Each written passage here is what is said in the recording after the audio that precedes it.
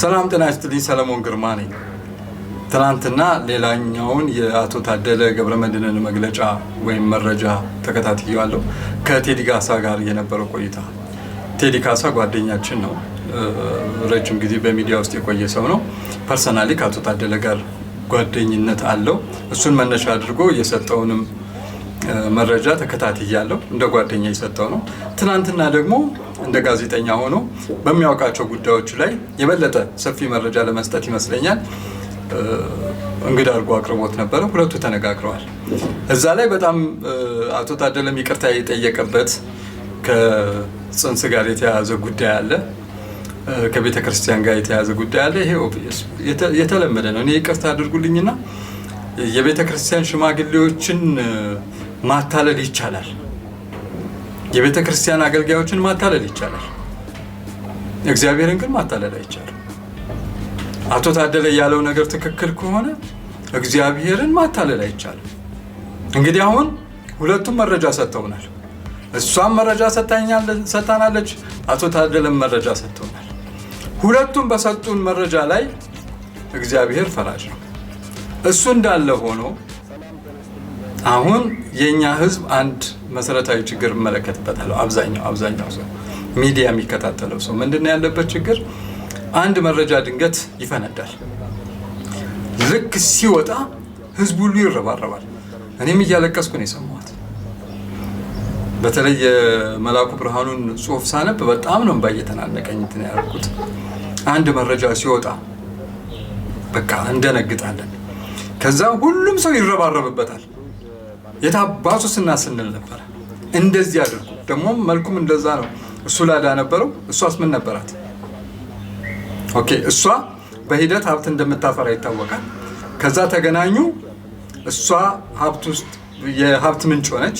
ያንን ያመጣችውን የሀብት ምንጭ በማብዛት በኩል እሱ ሚና አልነበረውም ወይ? ይህንን ጥያቄ መልሱልኝ። ሩጣ ያመጣችውን 1 ሚሊዮን ብር በሉት ወይ? ቤት ገዙበት ወይ ነው ወይስ አገላበጡት? የሱ ስማርትነት እዚህ ጋር ምን ሀብት አመጣ? ያንን እንዴት ነበር ሲያደርጉ የነበረው የሚለው ነገር እሱም መረጃ የሰጠበት ጉዳይ አለ።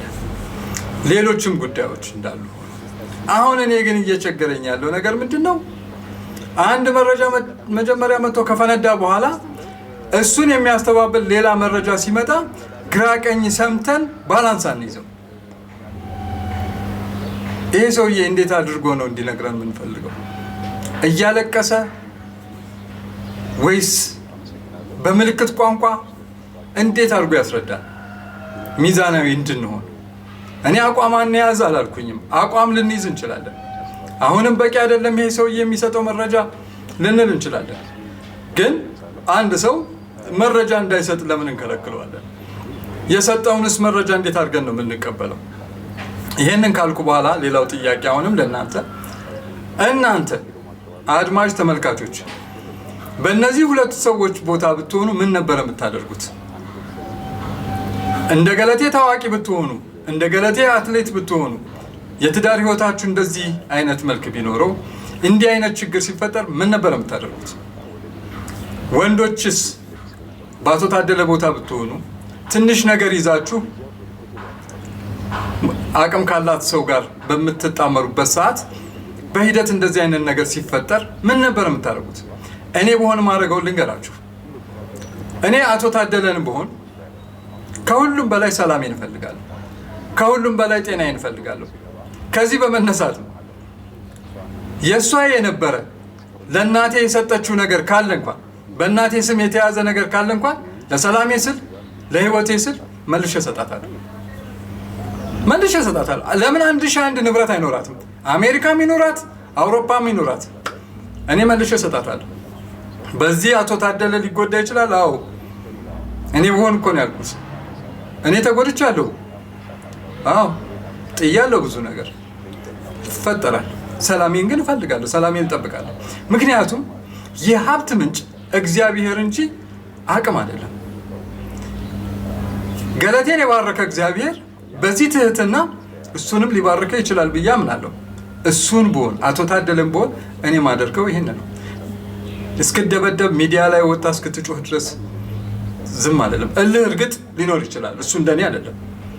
እልህ ሊኖር ይችላል፣ ግን ህይወት ማጣትም የሚባል ነገር አለ። በዚህ ሁሉ መካከል ግን ማጠቃለያና መዝጊያዬ በዚች ሀገር ህግና ስርዓት ይከበር፣ ያለበለዚያ ጥሩ አይደለም። መንግስት ባለበት ሀገር ህግና ስርዓት መከበር ሲገባው ለምን እንደዚህ ይፈጠራል?